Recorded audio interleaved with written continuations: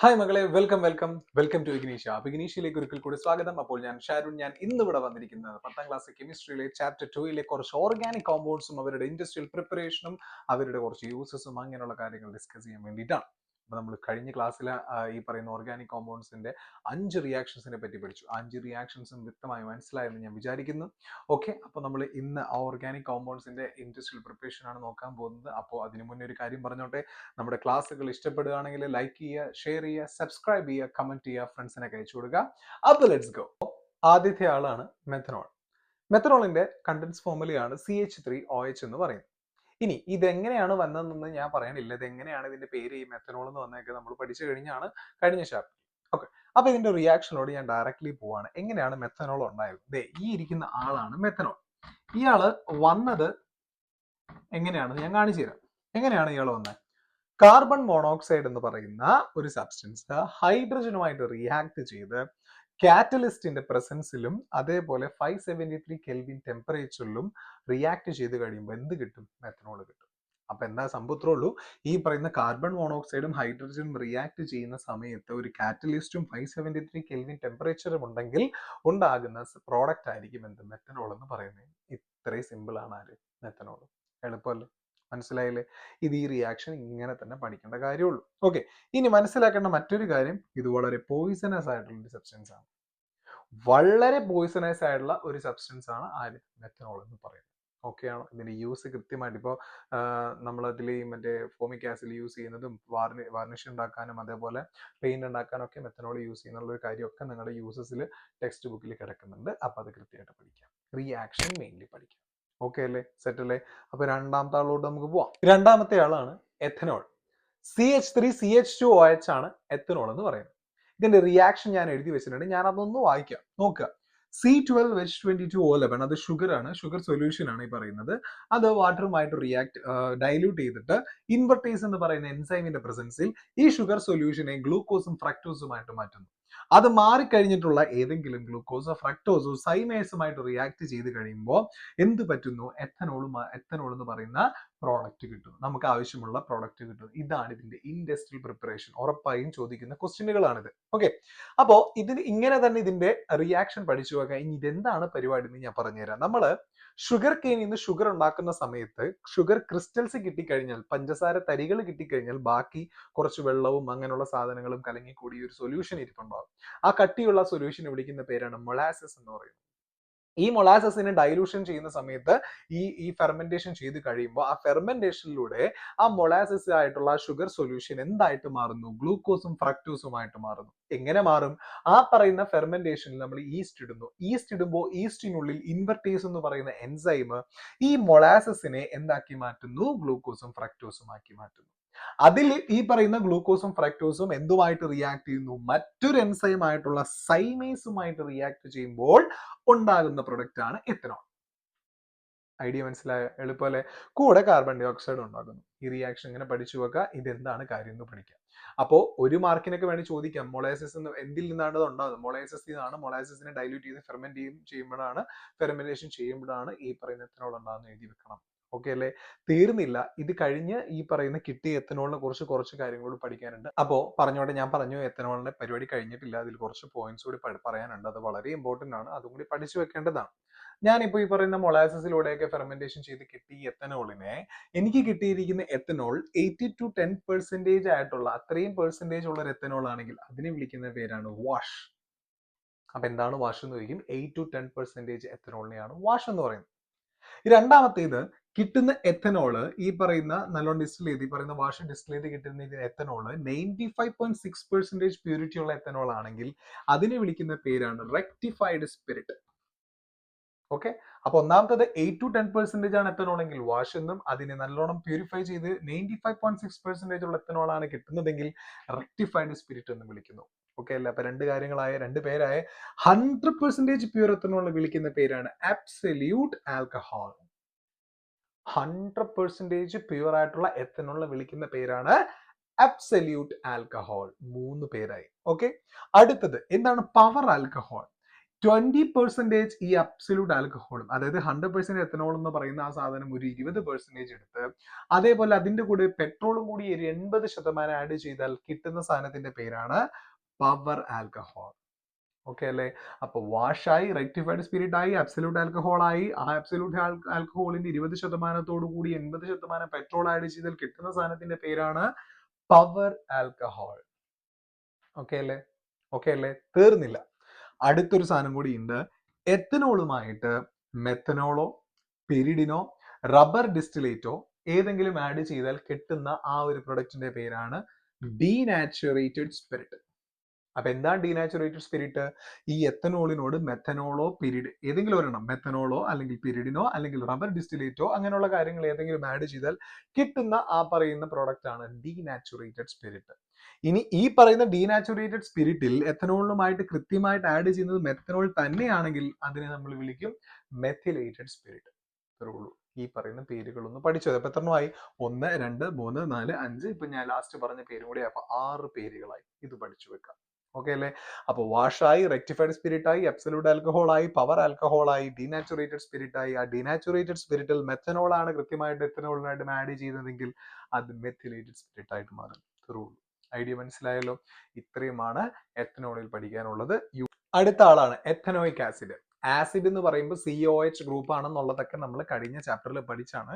2 carbon atom ഉള്ള ഒരു acid group ആണെങ്കിൽ അതിനെ എത്തനോയിക് ആസിഡ് എന്ന് വിളിക്കും. CH3COH ആണ് എത്തനോയിക് ആസിഡ്. അപ്പോൾ ഇതിന്റെ ഇൻഡസ്ട്രിയൽ പ്രിപ്പറേഷൻ ഒക്കെ എങ്ങനെയാണെന്ന് ഞാൻ പറഞ്ഞു തരാം. സംഭവം വളരെ എളുപ്പമാണ്. മെത്തനോൾ ആണ് മെയിൻ ആണ്.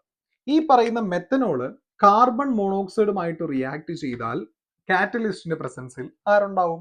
എത്തനോയിക് ആസിഡ് ഉണ്ടാവും. ഓക്കെ അല്ലേ? അപ്പൊ എത്തനോയിക് ആസിഡ് ഉണ്ടാവണമെങ്കിൽ എന്ത് ചെയ്താൽ മതി? മെത്തനോളും കാർബൺ മോണോക്സൈഡും ഒരു കാറ്റലിസ്റ്റിന്റെ പ്രസൻസിൽ റിയാക്ട് ചെയ്താൽ നമുക്ക് ഉണ്ടാക്കാൻ സാധിക്കുന്നതാണ്. ഇത് ഒന്നാമത്തെ വഴി. രണ്ടാമത്തെ ഒരു വഴി എന്ന് പറഞ്ഞാൽ, ഞാൻ ഇത് ലൈൻസിലാണ് നമ്മുടെ ടെക്സ്റ്റ് ബുക്കിലും ഇതിലൊക്കെ കിടക്കുന്നത്. ഞാൻ അതൊന്ന് ഇക്വേഷൻ പോലെ ആക്കി ഇങ്ങനെ പഠിക്കാം, പക്ഷെ എഴുതി ഇങ്ങനെ വെക്കരുത്. എഴുതുമ്പോൾ ലൈൻസിൽ എഴുതുക. നോക്കി എങ്ങനെയാണെന്ന് നോക്കാം. എത്തനോൾ അസറ്റോബാക്ടർ ബാക്ടീരിയ എന്ന് പറയുന്ന ഒരു ബാക്ടീരിയയുമായിട്ട് ഫെർമെന്റേഷൻ ചെയ്യുമ്പോൾ പ്രസൻസ് ഓഫ് എയർ ഈൽസിലാണെങ്കിൽ എന്ത് കിട്ടും? എത്തനോയിക് ആസിഡ് കിട്ടും. ഓക്കെ അല്ലേ? ഒന്നുകൂടി പറഞ്ഞു തരാം. ആദ്യത്തെ പ്രിപ്പറേഷൻ എന്താണ്? മെത്തനോൾ കാർബൺ മോണോക്സൈഡുമായിട്ട് റിയാക്ട് ചെയ്താൽ കാറ്റലിസ്റ്റിന്റെ പ്രസൻസിൽ എത്തനോയിക് ആസിഡ് ഉണ്ടോ? രണ്ടാമത്തേത് എത്തനോൾ എന്ന് പറയുന്ന ഒരാൾ, ആദ്യത്തെ മെത്തനോൾ ആണെങ്കിൽ രണ്ടാമത്തെ എടുക്കുന്നത് എത്തനോളാണ്. എത്തനോള് ഫെർമെന്റേഷൻ ചെയ്യുന്നു. എന്തില്? അസറ്റോബാക്ടർ ബാക്ടീരിയയുമായിട്ട് ഫെർമെന്റേഷൻ ചെയ്യുന്നു in presence of air. Air ഈൽസിന്റെ പ്രസൻസിൽ ഫെർമെന്റേഷൻ ചെയ്ത് കഴിഞ്ഞാൽ കിട്ടുന്ന സാധനമാണ് എത്തനോയിക് ആസിഡ്. അങ്ങനെയും ഉണ്ടാക്കാം. ആ കിട്ടുന്ന എത്തനോയിക് ആസിഡിന് 5 to 8% സ്ട്രെങ്ത് ഉണ്ടാവുള്ളൂ. ആ പറയുന്ന 5 to 8% ഓഫ് സ്ട്രെങ്ത് ഉള്ള എത്തനോയിക് ആസിഡിനെ വിളിക്കുന്ന പേരാണ് വിനീഗർ. ഓക്കെ, ഐഡിയ മനസ്സിലാവും. ചിലപ്പോൾ നിങ്ങളോട് ചോദിക്കുന്ന വിനീഗറിന്റെ ഇൻഡസ്ട്രിയൽ പ്രിപ്പറേഷൻ എന്താണെന്ന് ചോദിക്കാം. അപ്പൊ ഇതേപോലെ എഴുതി വെച്ചോളണം. എങ്ങനെയാണ് എത്തനോള് ഫെർമെന്റേഷൻ ചെയ്യുന്നു അസറ്റോബാക്ടർ ബാക്ടീരിയയുമായിട്ട് ഇൻ പ്രസൻസ് ഓഫ് എയർ ഈൽസ് എന്ത് കിട്ടുന്നു? Ethanoic acid 5 to 8%. That's known as vinegar. Idea മനസ്സിലായോ? ഓക്കെ അല്ലേ? എളുപ്പമല്ല. അപ്പൊ 2 റിയാക്ഷൻ പഠിച്ചുള്ളൂ എത്തനോയിക് ആസിഡിന്റെ. അപ്പൊ എന്തൊക്കെ പഠിച്ചു?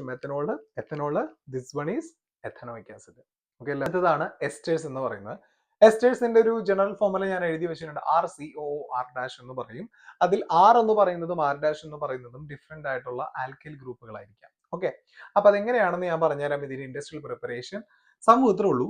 എത്തനോയിക് ആസിഡും എത്തനോളും. അപ്പൊ നിങ്ങൾ വിചാരിക്കുന്നത് എത്തനോൾ ഇങ്ങനെ എഴുതി വെച്ചേക്കണം, CH3CH2OH എന്നാണ് നമ്മൾ സാധാരണ എത്തനോൾ എഴുതുന്നത്. ഞാനൊന്ന് തിരിച്ചെഴുതി വെച്ചു. അതിന്റെ കാരണം എന്താണെന്ന് ഞാൻ പറഞ്ഞുതരാം.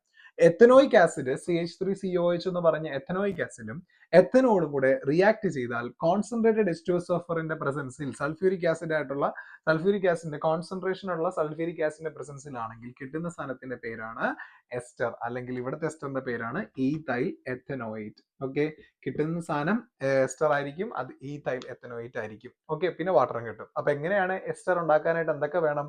ഒരു ആസിഡും വേണം, ഒരു ആൽക്കഹോളും വേണം. ഒരു ആൽക്കഹോളും ഒരു ആസിഡും റിയാക്ട് ചെയ്യിപ്പിച്ചാൽ സൾഫ്യൂരിക് ആസിഡിന്റെ പ്രസൻസിൽ എന്ത് കിട്ടും? എസ്റ്റർ കിട്ടും. സിമ്പിൾ ആണ്. ഇനി ഇതെങ്ങനെ വന്നെന്ന് ഞാൻ കാണിച്ചു തരാം. നോക്കിക്കേ, ഈ പറയുന്ന എത്തനോയിക് ആസിഡ് ഞാൻ എടുത്തു. ഓക്കെ, ഇവിടെ നിങ്ങൾ ശ്രദ്ധിച്ചാൽ മനസ്സിലാവും. ഇവിടെ നിന്ന് പോയിരിക്കുന്ന സാധനം എന്താ? ഇവിടത്തെ ഒരു H പോയിട്ടുണ്ട്, ഇവിടെ നിന്ന് ഒരു OH പോയിട്ടുണ്ട്. അതാണ് ഇയാള്.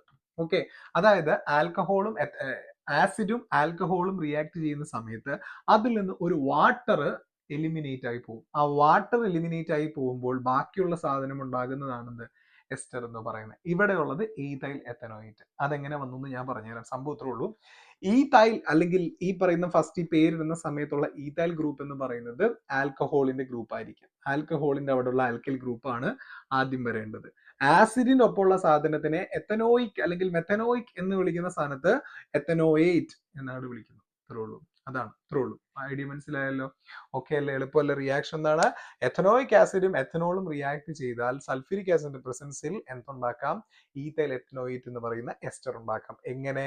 വാട്ടർ എലിമിനേറ്റ് ചെയ്തുകൊണ്ട്. ഓക്കെ അല്ലേ? ഓക്കെ അല്ലേ? ഇതിന്റെ ഒരു കാര്യം ഞാൻ പറഞ്ഞുതരാം. എസ്റ്ററിന്റെ ഒരു പേരിടാനായിട്ട് നിങ്ങളോട് ചോദിക്കും. ചിലപ്പോൾ കുറച്ച് എക്സാമ്പിൾസ് എന്നിട്ട് എസ്റ്റർ ഏത്, ആസിഡ് ഏത്, അങ്ങനെയുള്ള കാര്യങ്ങൾ ചോദിക്കും. എസ്റ്റർ ഒന്ന് പേരിടാൻ പഠിപ്പിച്ചു തരാം. ഓക്കെ, ഈ റിയാക്ഷൻ മനസ്സിലായല്ലോ? ഇതിങ്ങനെ തന്നെ പഠിക്കേണ്ട കാര്യമുള്ളൂ കേട്ടോ. എളുപ്പമാണ്. അപ്പൊ ആലോചിച്ച് വെച്ചാൽ മതി. എത്തനോയിക് ആസിഡും എത്തനോളും കൂടെ, അതായത് ആസിഡും ആൽക്കഹോളും കൂടെ റിയാക്ട് ചെയ്യുമ്പോഴാണ് എസ്റ്റർ ഉണ്ടാവുക. അത് മനസ്സിലുണ്ടായാൽ മതി. Okay okay. അപ്പൊ ഇതിന്റെ പേര് ഒന്നിടാൻ ഞാൻ കാണിച്ചു തരാം. എങ്ങനെയാണെന്ന് നോക്കാം. ഇതൊരു എസ്റ്റർ ആണ്. എങ്ങനെ മനസ്സിലായി? RCOOR'. അപ്പൊ ഈ പറയുന്ന രണ്ടാൾക്കാരുടെയും പേര് മനസ്സിലാക്കിയാൽ നമുക്ക് ഇതിന്റെ പേര് കണ്ടെത്താം. ഈ COന്റെ അപ്പുറത്തെ ഭാഗം എപ്പോഴും എന്തായിരിക്കാം? ആൽക്കഹോൾ ഗ്രൂപ്പിന്റെ ആൽക്കൈൽ ഗ്രൂപ്പ് ആയിരിക്കാം. ശ്രദ്ധിക്കുക, ആൽക്കഹോൾ ഗ്രൂപ്പ്, അതായത് ആസിഡും ആൽക്കഹോളും ചേർന്നായിരിക്കാം എന്തുണ്ടായത്? ഈ എസ്റ്റർ ഉണ്ടായത്. അപ്പൊ ഇതിന്റെ വലത്തെ ഭാഗത്തുള്ളത് ഈ പറയുന്ന COന്റെ വലത്തെ ഭാഗത്ത് ആൽക്കഹോൾ ഗ്രൂപ്പിന്റെ ആളും ഇടത്തെ ഭാഗത്ത് ആസിഡ് ഗ്രൂപ്പിന്റെ ആളായിരിക്കും. ഓക്കെ, അപ്പൊ നിങ്ങൾ ആലോചിക്കേണ്ട ഒരു കാര്യം, ഇത് മൊത്തത്തിൽ നോക്കണം. ഓക്കെ, ആലോചിക്കേണ്ട ഒരു കാര്യം, ഈ പറയുന്ന ആള് ഈ COന്റെ വലത്തെ ഭാഗത്തുള്ള എല്ലാവരും കൂടി നോക്കി അത് ഏത് ആൽക്കൈൽ ഗ്രൂപ്പാണ് നോക്കാം. എത്ര കാർബൺ ആറ്റം ഉണ്ട് അവിടെ? 1 2 3. അപ്പൊ ഏതാ? പ്രൊപ്പാന്ന് മനസ്സിലായി. So propyl. ഓക്കെ അല്ലേ? ഓക്കെ അല്ലേ? ഇനി അടുത്ത ആളെ O8 ചേർത്ത് എഴുതുക. 1 2 3. 3 കാർബൺ ആറ്റം ഉള്ള ആസിഡ് ഏതായിരിക്കും? Propanoic acid. അപ്പൊ നമ്മൾ പ്രൊപ്പനോയിക് ആസിഡ് എന്ന് എഴുതണ്ട, പ്രൊപ്പനോയേറ്റ് എന്ന് എഴുതിയാൽ മതി. ഇത്രേ ഉള്ളൂ. പ്രൊപ്പൈൽ പ്രൊപ്പനേറ്റ്. ഇതാണ് ഈ എസ്റ്ററിന്റെ പേര്. ഓക്കെ അല്ലേ? അതേപോലെ വേറൊരു എക്സാമ്പിൾ ഞാൻ കാണിച്ചു തരാം. അതും കൂടി കാണിക്കുമ്പോൾ നിങ്ങൾക്ക് ഇതിന്റെ പേരിടാനായിട്ട് മനസ്സിലാക്കും. CH3 CH2 COO CH3. Okay അല്ലേ? വലത്തെ ഭാഗത്തുള്ള ആള് ആൽക്കഹോൾ ഗ്രൂപ്പ് ആയിരിക്കും, ആ ആൽക്കൈൽ എടുക്കുക. ഈ ഭാഗത്തുള്ള ആള് ആസിഡ് ഗ്രൂപ്പ് ആയിരിക്കും, അതിനെ O8 ചേർത്ത് എഴുതുക. അപ്പൊ ഇതിന് ആൽക്കൈൽ ചേർത്ത് എഴുതിയും ഒരു കാർബൺ ആറ്റം ഉള്ളൂ. അപ്പൊ അത് എന്തായിരിക്കും? മെത്തായിരിക്കും, മീഥൈൽ. ഓക്കെ അല്ലേ? ഇത് മൊത്തം O8 ചേർത്ത് എഴുതുക. 1 2 3. അപ്പൊ എന്തായിരിക്കും? പ്രൊപ്പായിരിക്കും, പ്രൊപ്പനോയേറ്റ്. ഇത്രേ ഉള്ളൂ. Methyl propanoate. ഐഡിയ മനസ്സിലായോ? ഇത്ര എളുപ്പമുള്ളൂ. ഇതാണ് ഈ പറയുന്ന പേര് എഴുതാനായിട്ട്, ആരുടെ? എസ്റ്ററിന്റെ പേര് എഴുതാനായിട്ടുള്ള രീതി. ഐഡിയ മനസ്സിലായോ? എളുപ്പമല്ലേ? ഓക്കെ അല്ല? അപ്പൊ റിയാക്ഷൻ പഠിക്കുക, കാര്യങ്ങൾ പഠിക്കുക, യൂസസ് ഉണ്ട്, അതും പഠിച്ചു വെച്ചിരിക്കും. ഓക്കെ ഓക്കെ മക്കളെ, അപ്പോ ഇത്രയുള്ള ചാപ്റ്റർ. ഞാൻ 2 ക്ലാസ് ആണ് ഈ ചാപ്റ്ററിന് എടുത്തിരിക്കുന്നത്. ഈ 2 ക്ലാസ് മതി ഈ ചാപ്റ്ററിന്. ഈ ചാപ്റ്ററിന് ശരിക്കും പറഞ്ഞാൽ ആ പറയുന്ന ആദ്യത്തെ 5 റിയാക്ഷൻസ്, ആ റിയാക്ഷൻസ് കൃത്യമായിട്ട് നിങ്ങൾ പഠിക്കുക. ഓരോ റിയാക്ഷൻസ് വരുമ്പോൾ എങ്ങനെയായിരിക്കാം അതിന്റെ, ഞാൻ ഓരോന്നിനും പറഞ്ഞിട്ടുണ്ടായിരുന്നു. H2 വരികയാണെങ്കിൽ നിക്കൽ കാറ്റലിസ്റ്റ് ഉണ്ടെങ്കിൽ അതിന് അഡീഷൻ റിയാക്ഷൻ, അങ്ങനെ സബ്സ്റ്റിറ്റ്യൂഷൻ, ഓരോരോ കാര്യങ്ങൾ പറഞ്ഞില്ലേ? ആ ഐഡിയ നിങ്ങൾ മുന്നോട്ട് കൊണ്ടുപോവുക. അതിൽ ആ പറയുന്ന പകുതി ഭാഗം തീരും. അത് കഴിഞ്ഞ് ഇന്നെടുത്ത ഈ 4 ഓർഗാനിക് കോമ്പൗണ്ട്സും അതിന്റെ യൂസസും അതിന്റെ റിയാക്ഷനും പഠിച്ചാൽ ആ ഒരു ഭാഗം തീരും. ലാസ്റ്റ് ഒരു മെഡിസിന്റെ ഒരു പോർഷനും കൂടി ഉണ്ട്. അതിന്റെ ഒരു ബോക്സ് ഉണ്ട്, ഓരോ കാര്യങ്ങൾ, അതിന്റെ ഫംഗ്ഷൻസും അതിന്റെ യൂസ് ചെയ്യുന്ന മെഡിസിൻസിന്റെ പേരൊക്കെ, അതും കൂടി പഠിച്ചാൽ ഈ ചാപ്റ്റർ വൃത്തിക്ക് തീരും. ഓക്കെ അല്ലേ? എളുപ്പമല്ലേ ഈ ചാപ്റ്റർ? അപ്പൊ കൃത്യമായിട്ട് പഠിക്കുക. ഓക്കെ അല്ലേ? സെറ്റ് അല്ലേ? അപ്പോൾ അടുത്ത ക്ലാസ്സിൽ അടുത്ത ചാപ്റ്ററുമായി കാണാം. അപ്പോൾ ഓക്കെ, ബൈ, ടാറ്റ.